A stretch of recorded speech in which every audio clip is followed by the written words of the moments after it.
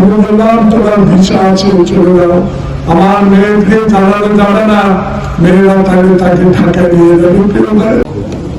বিসমিল্লাহির রহমানির রহিম।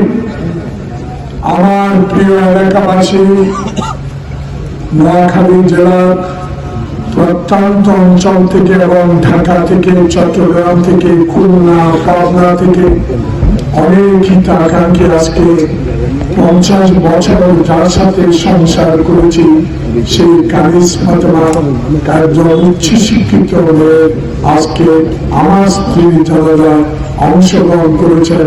নোয়াখালী অত্যন্ত গৌরবোচ্ছ আমার নেতা মেসিটার মধুবান্ধবী এলাকা থেকে নির্বাচিত মাননীয় সংসদ সদস্য উপস্থিত হয়েছেন নোয়াখালীর জেলা প্রশাসক, নোয়াখালীর পুলিশ প্রশাসক, সেনবাগ উপজেলা, সেনবাগ পৌরসভার প্রশাসক এবং এডিশনাল এসপি সাহেব চট্টগ্রামে থাকার কারণে উপস্থিত হতে পারেন।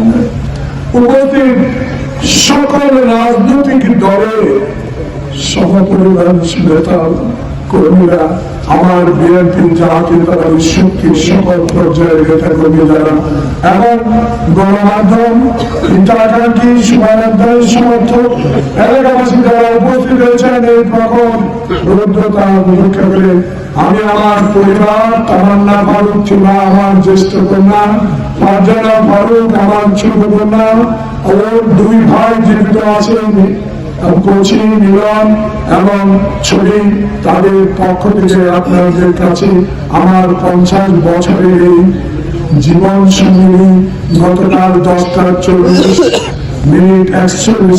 এবার কেয়ার হাসপাতালে আইসিইউতে 10 দিন জীবন মরণ লড়াই করে শেষ নিঃশ্বাস ত্যাগ করেছেন। আপনারা আজকে আরেকবার প্রমাণিত করলেন গত 6 বার আমি এমপি হওয়ার পরও কোন রাজনীতির সাথে জড়িত ছিলেন না, শুধু মানুষকে আবদার করা, চা খাওয়ানো ছাড়া তার কোনো কাজ ছিল। মৃত্যুর 2 দিন আগে তার বুকের ব্যথা, ক্যান্সার রোগী। আমি বললাম তোমার ভিসা আছে চলে যাও। আমার মেয়েকে জানানো যাবে না, মেয়েরা তাকে তাকে ঢাকায় নিয়ে যাবে। আমি বললাম তুমি সকালে চলে যাও, বিকালে ডাক্তার দেখে চলে আসবে। আমি ভোটটা দিয়ে 12 তারিখ চলে যাবো। আমি নির্বাচনে কি হয়েছে, সকল নেতা কর্মী যারা আমার বিরুদ্ধে ভোট করেছেন তারাও আজকে যারা যারা উপস্থিত হয়েছেন, আমি আল্লাহর কাছে তাদের জন্য মহরমার পক্ষ থেকে দোয়া করি। আল্লাহ জন্য আমাদের সবাইকে মিলে আমার স্ত্রীর লাস্ট শেষ কথা ছিল জীবনে প্রেসের সামনে যায় নাই। মৃত্যুর 2 দিন আগে আমার জয়নুলাব্দিন ফারুককে আপনারা দেখে রাখবেন। এই জন্য সোনামণি অংশের মানুষের কল্যাণ আসতে পারে। যারা জেলা প্রশাসক মাদা আমার সহযোদ্ধা ফখরুল ইসলাম, আপনাদের দুজনের কাছে আমার অনুরোধ থাকবে, আপনারা আমার স্ত্রীর এই শেষ আবদারটুকু দয়া করে একটু সহযোগিতা করবেন যেন আমি তার শেষ কথাটা এসের অংশের মানুষের জন্য আমি বিসর্জন দিতে পারি। আমার জীবন থাকতে আমি দুর্নীতির বিরুদ্ধে, সুশাসনের পক্ষে আমার নেতা তারেক রহমানের কথা অনুসারে আমি যুদ্ধ করে যাব। মাদকের বিরুদ্ধে, শিক্ষার জন্য, স্বাস্থ্যের জন্য, অবকাঠামোর জন্য।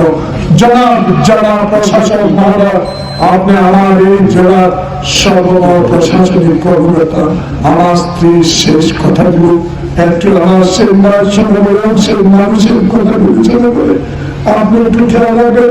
আমার সহযোদ্ধা ফখরুল ইসলাম, আমার আরেক সহযোদ্ধা মোহাম্মদ শাহজাহান খুব অসুস্থ, তার জন্য বেশি বেশি করে দোয়া করবেন।